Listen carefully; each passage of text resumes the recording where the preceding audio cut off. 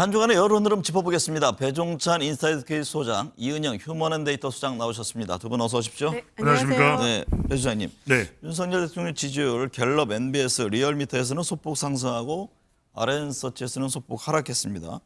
어떤 현안이 영향을 줬을까요? 뭐 아주 큰 변화는 없습니다. 가장 최근 조사로 전화 면접 조사는 MBS 4개 여론조사 기관의 조사 결과인데 이 조사를 보면은 뭐 대통령 지지율이 큰 변화가 있는 건 아닌데 조금 상승했거든요. 그 이유는 뭐 다른 이유보다는 최근에 여러 가지 이슈들이 많지만 대통령의 지지층들이 기술적으로 결집한 거, 또 하나는 이제 다른 요인보다도 대통령 중심의 요인보다도 야당 쪽입니다. 그러니까 더불어민주당의 이재명 대표가 검찰 소환을 받고 관련된 이런 이슈들이 좀 정치적 반사 이익을 윤 대통령 중심으로 결집된 이유로 분석이 됩니다. 네, 이 소장님. 네. 윤석열 대통령에 대한 긍정평가 이유로 외교가 1위, 부정평가 이유로 경제, 민생, 물가 또 전반적으로 잘못한다가 1위에 올랐습니다. 네. 어떤 점을 시사하는 겁니까? 일단은 긍정평가에서 외교도 과거에 비하면은 그 응답률 자체가 많이 좀 낮아졌어요. 그래서 어쨌든 대통령을 좀 지켜야 되겠다. 더 낮은 지지율로 가면은 총선에서 굉장히 어려움을 겪을 수가 있으니까 좀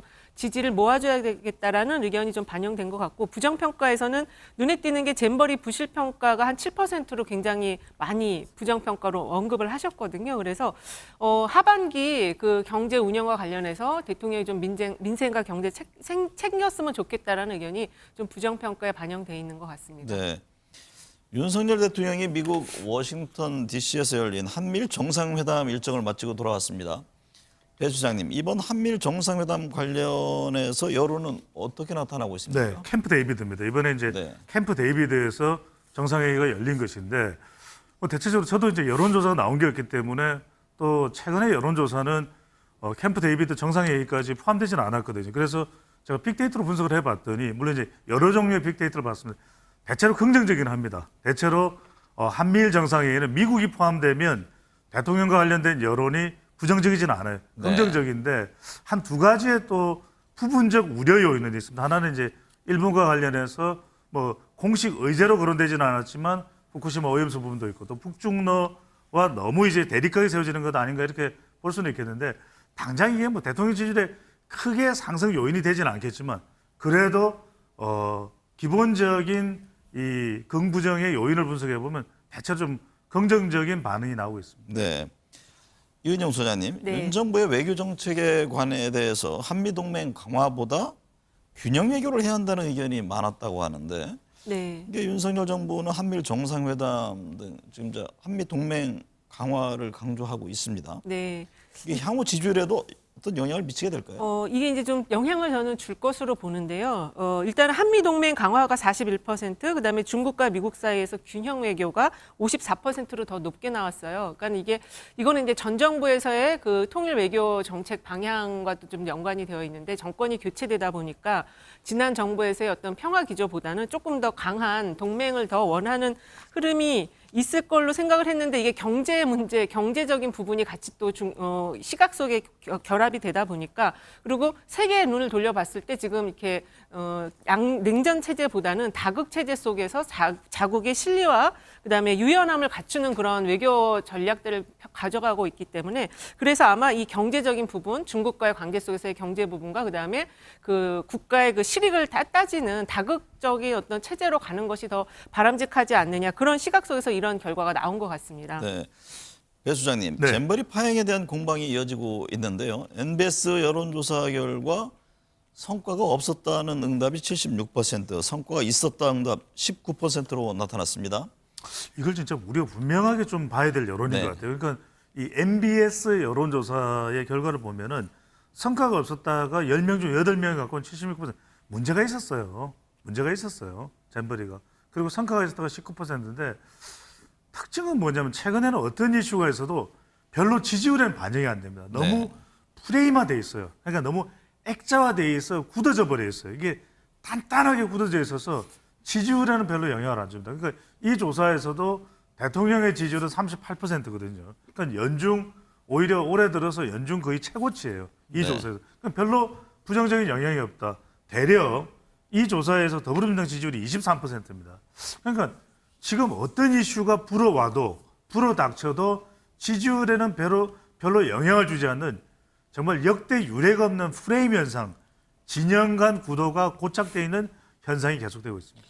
지지율에 영향이 없다는 것이 그러니까 중도에 있는 이른바 이런 표심에 있는 분들이 참여를 적극 안 한다 이런 의미의 해석도 가능할까요? 바로 그 부분에 굉장히 중요한 부분 말씀하셨는데 그래서 보면 자동응답 조사는 굉장히 응답률이 낮고 전화 면접 조사도 사실 아주 높은 건 아니거든요. 그러다 보니까 사람들이 이제 여론조사에 대해서도 적극적인 관심을 못 가지게 되는 거죠. 그러니까 네. 오히려 진영화되어 있는 응답자들이 더 많이 참여할 수 있다. 이것도 참 문제입니다. 그러니까 결과적으로는 정치든 경제든 사회든 문화든 진영화되어 있는 건 안 좋은 거죠. 네. 그런데 여론 지표마저도 점점 더 진영화가 되고 있는 거죠.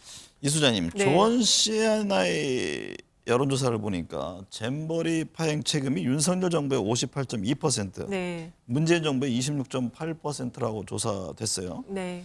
윤 정부가 잼버리 파행 책임의 원인이 크다고 나타났지만 말씀하신 대로 지지율은 크게 반영되지 않은 모습이거든요. 이건 어떤 이유입니까? 어쨌든 이게 이제 전 정부냐 현 정부 책임 논란이 있었는데 현 정부에게 더 많은 책임을 지금 이제 여론에서는 부여를 하고 있습니다. 그런데 최근 나온 아까 보신 것처럼 대통령 지지율이 조금 일부 상승한 것도 있었잖아요. 그래서 이거는 국민들이 봤을 때 잘못했는데 이거를 괜히 더 잘못했다라고 평가를 하면은 제 얼굴에 침뱉기 같은 느낌이 드니까 어쨌든 잘 수습을 했다라는 차원에서 대통령 지지율은 약간 상승을 한 것 같고요. 그리고 지금 아까 배 수장님도 액자화되어 있다라는 말을 했는데 네. 그러니까 여론과 민심이 거의 이제 하나가 된 느낌이에요. 제가 갖는 느낌도. 그래서 여론은 현안에 따라서 좀 출렁출렁 하는데 지금 그 느낌이 없이 그냥 거의 3대 한 3.5대 6 구조로 그냥 거의 민심과 그냥 동일하게 붙은 그러면 느낌입니다. 나중에요. 만약에 어떤 네. 뭐 내년 총선이든 네. 그럴 때 지금의 여론조사 흐름이 제대로 반영이 안 될 가능성은 상당히 더 높아지는 것 아닙니까? 오히려 제가 볼 때는 지금 이 조사를 회피하거나 조사에 응하지 않는 사람들은 오히려 이 민심과 여론이 비슷해졌기 때문에 이거는 뭘 의미하냐면 현 정부에 대한 기대감이 좀 낮아지거나 없다라는 얘기거든요. 그러면 네. 그것이 견제론이나 심판론으로 이동할 가능성이 있다는 거죠. 네.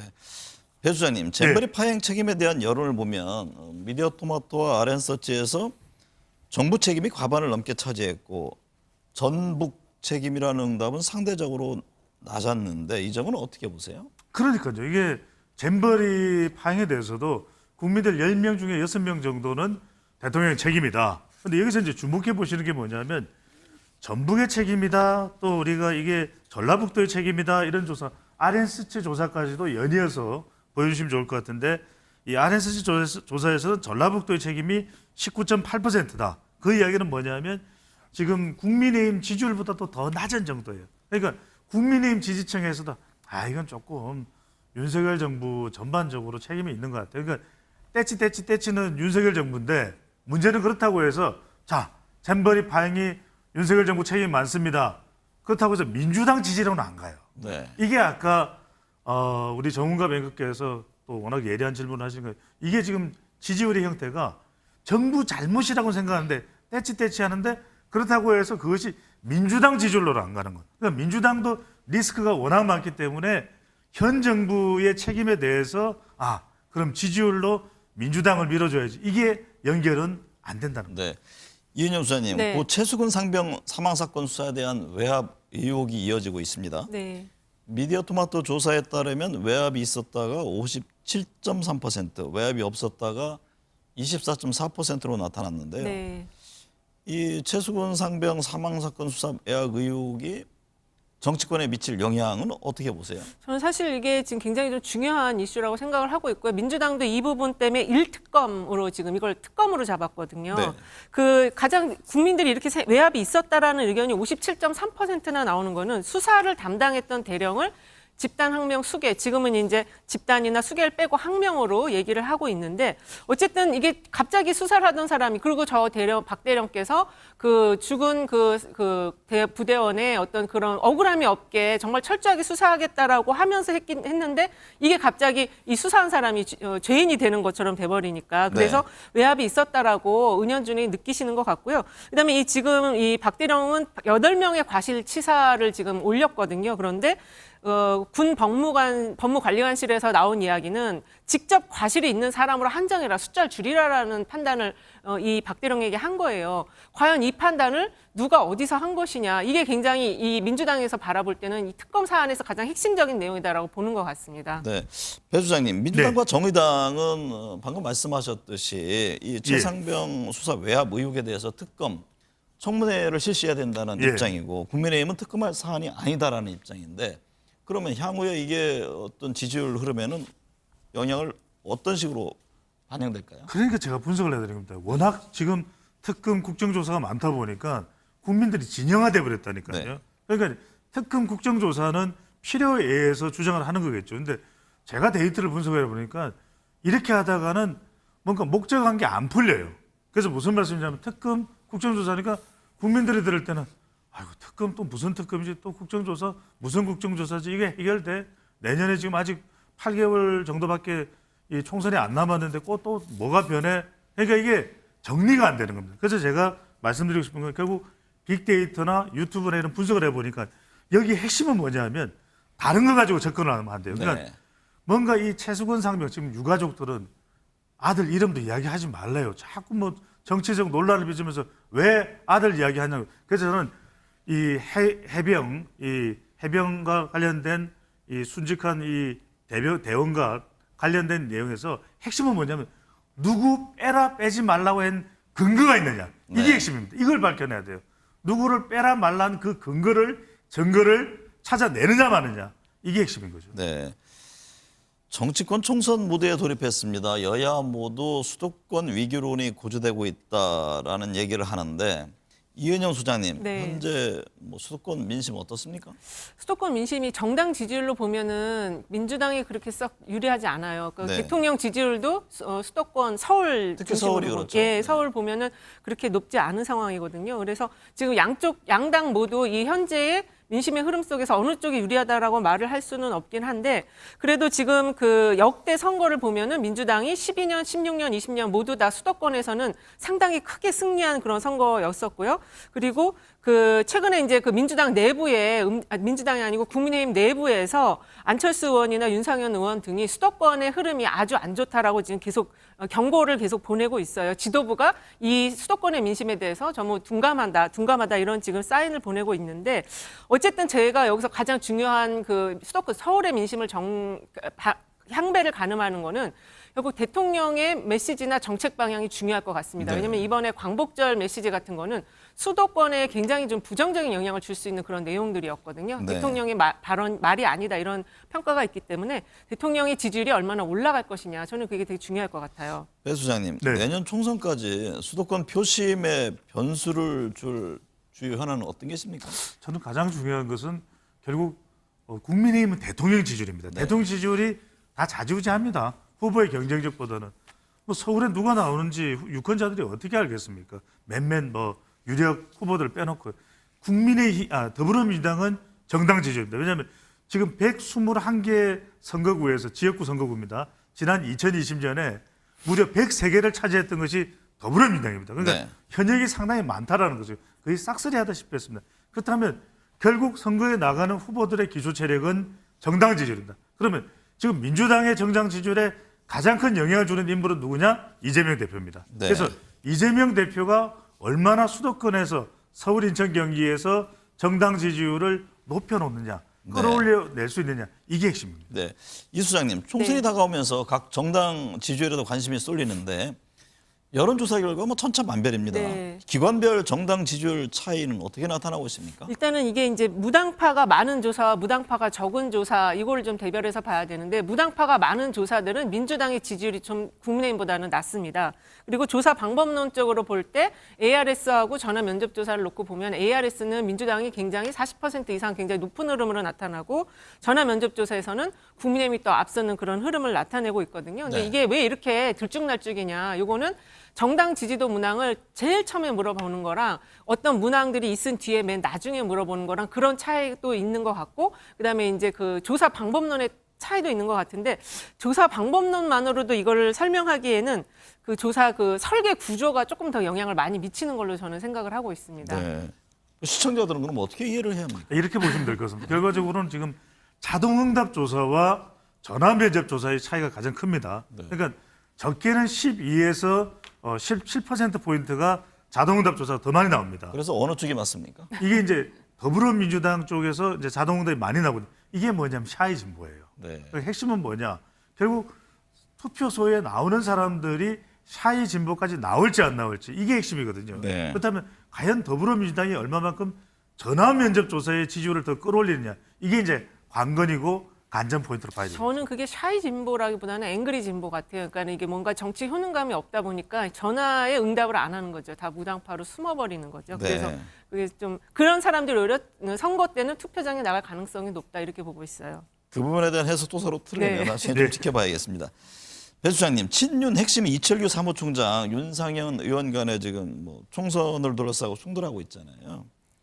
이철규 사무총장이 뭐 승선 불가 발언에 윤상현 의원이 당 지도부는 수도권에서 경쟁력이 없다, 뭐 사실상 직격을 했는데 총선 공천 둘러싼 힘겨루기입니까? 그렇죠. 이게 예고됐고 예상됐던 일입니다. 네. 결과적으로는 뭐냐면 수도권에는 바람이 필요하거든요. 그 바람의 지표는 대통령 지지율이 더 올라가야 됩니다. 그러면 뭐 영남은 우리가 대체적으로 뭐 이게 내년 총선에 나오는 후보자들이나 지금 지역구를 가지고 있는 의원들에게는 아쉬운 소리일 수 있겠지만은 뻔하잖아요. 결국은 네. 영남, 호남. 그러면 결국 수도권인데 수도권은 지금 민주당 현역이 많은 가운데 바람을 불러와야 되는데 성선 뭐 하고 말고 이런 이야기를 하니까 이철규 사무총장에 대해서 윤상현이 수도권 민심을 모르는군요. 네. 이철규 사무총장은 또 지역구가 강원도입니다. 그렇다 보니까 이제 그런 얘기를 하는데 이건요. 이런 수도권 현역 의원들의 또 주장과 당 지도부 사이에는 총선 공천 때까지 계속 네. 이런 마찰음이 나온다고 봐야죠. 지난주 이재명 대표 네 번째 검찰 출석했잖아요. 예. 이게 과연 이제 민주당 지지율 향후 총선에 어떤 영향을 줄 것인지 여야 뭐 고민이 다 클 것 같은데 어떤 전망이세요? 그렇습니다. 그러니까 이제 이 결과적으로는 내년 총선의 가장 중요한 변수 이재명 대표, 당의 지지율의 가장 중요한 변수 이재명 대표, 네. 공천의 가장 중요한 변수 이재명 대표. 모든 게 지금 기성전 이재명 대표가 된 겁니다. 마치 여권에서는 기성전 윤석열 대통령이 되듯이. 그래서 결과적으로는 대리전이네요. 지난 뭐 대선에 그렇습니다. 그러면. 제가 말씀드렸지 않습니까? 우리 스페셜에서 스페셜하게 대리전이 아니라 말씀드렸던 참 연장적인 전망이 말씀이구나. 윤명 대첩 3차 대전이 벌어진다.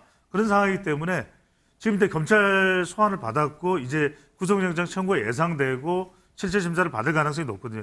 과연 이 과정에서 얼마나 이재명 대표가 당의 지지율을 좀 잘 관리를 하느냐. 네. 이 여부가 사실 제일 중요하고 핵심이라고 봐야죠. 앞으로 여러 고비가 있네. 영장이 예. 뭐 발부가 될지 아니면 어떨지 모릅니다만 또 그렇죠. 기각이 될지 어쩔지 네. 여러 과정이 있는데 이 수장님 네. 이제 이재명 대표의 구속영장 청구 시기를 놓고 이제 공방을 벌이잖아요. 네. 민주당은 8월 국회 비회기 중에 해라.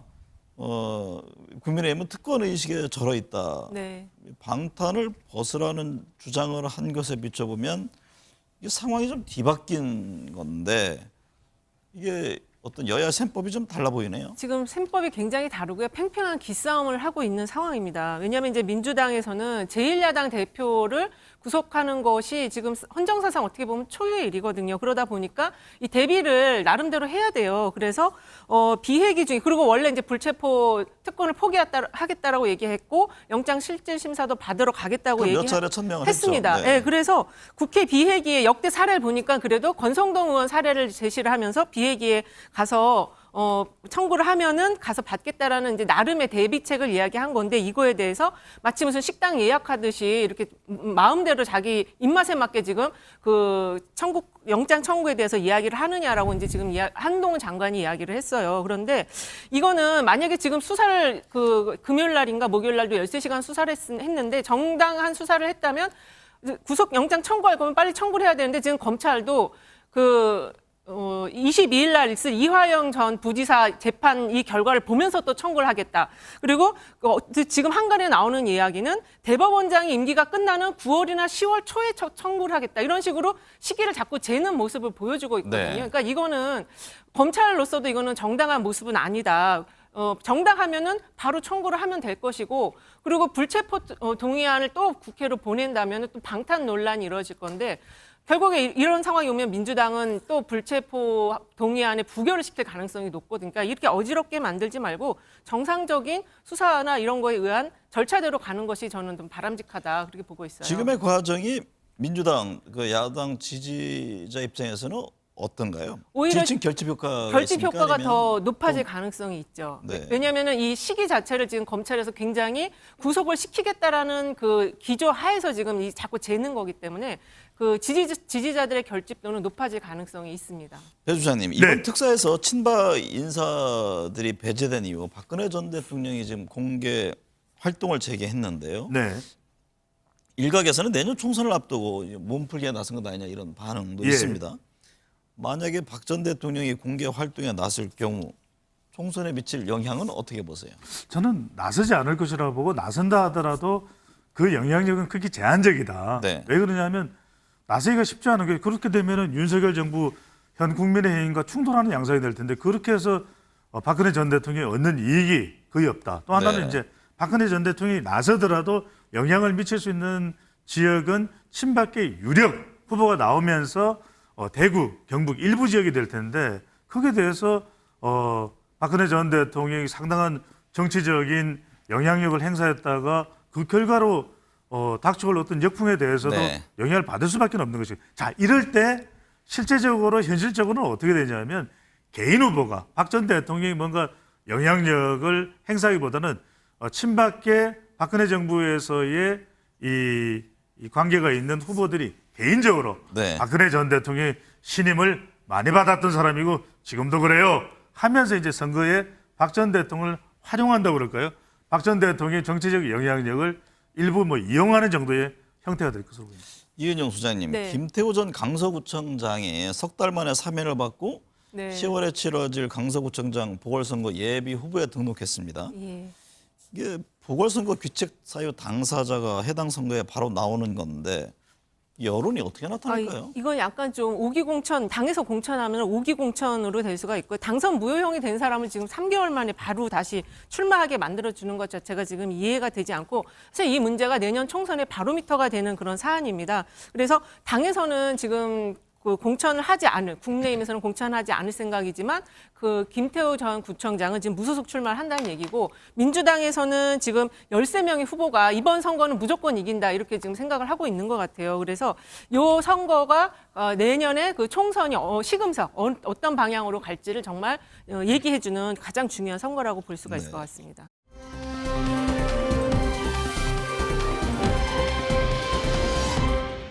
최근 한 기업인을 만났더니 업무 협의차 해당 공무원에게 30번을 넘게 전화해도 통화조차 어렵다며 한숨 지었습니다.